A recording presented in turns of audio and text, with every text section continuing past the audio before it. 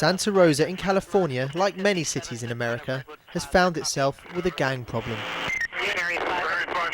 It started probably back in about 2003, where we had a pretty significant event on a Cinco de Mayo where there was shooting in the streets, and we actually have some video where there's police officers there and there's 20 gang members in the street, and you would think it's in some other town, a highly populated town.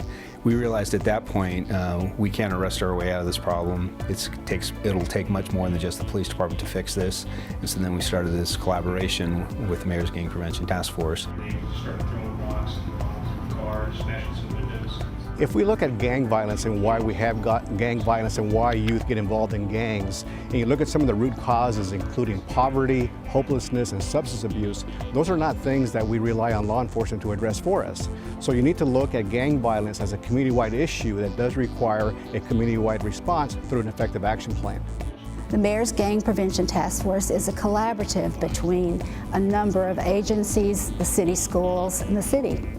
We're here to work together to identify the problems that exist among our youth, to bring resources in to let students understand what it is their options are for the future, whether it's to be brought out of gangs or prevented from going into those gangs.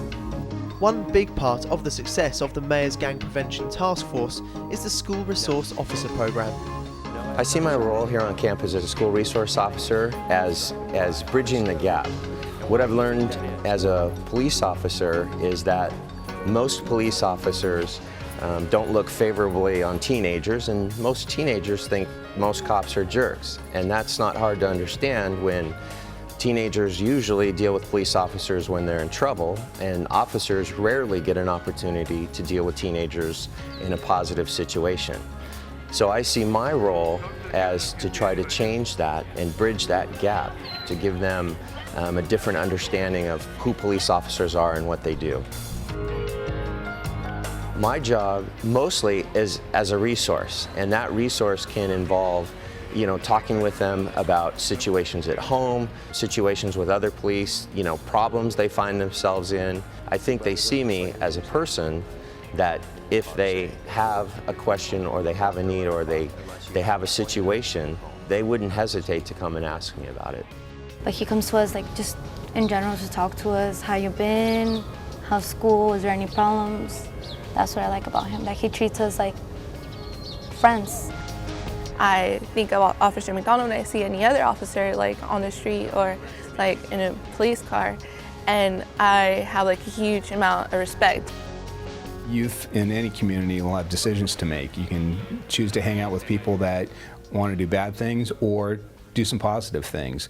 And so working with our Recreation and Parks Department, we have a lot of different programs where, like the boxing program, you can go and learn an athletic skill, boxing, but additionally they also have homework, and they're there to support the kids be successful in life. The Double Punches Boxing Club is a place where kids who could go either way can enjoy themselves and develop as people. When I start showing them, look, throw a jab this way, throw a right this way, throw a hook this way, that's when I get a chance and tell them, you know what, how's things at home? How you feeling today? How was your day?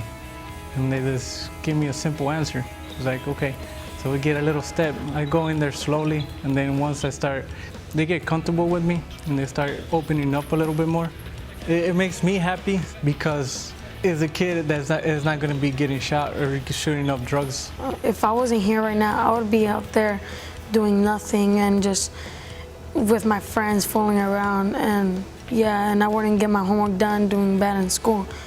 And so I'm here trying hard, not giving up, and doing my best.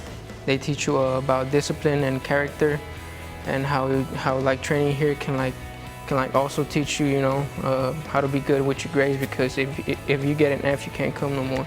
So that's what actually motivates the kids to actually do better in school, to come to the gym and work out. They actually try to educate the youth and try to get in their mind that gangs are not going to do nothing for you, that they're just going to get you into serious trouble. It's not police-community relations. The police are part of the community, and it's all in one. But there is a lot of different barriers to get past that. The gun and the badge are two of them. So if we can get past that and open up the communication, it's better for everyone. That's the direction we're trying to go.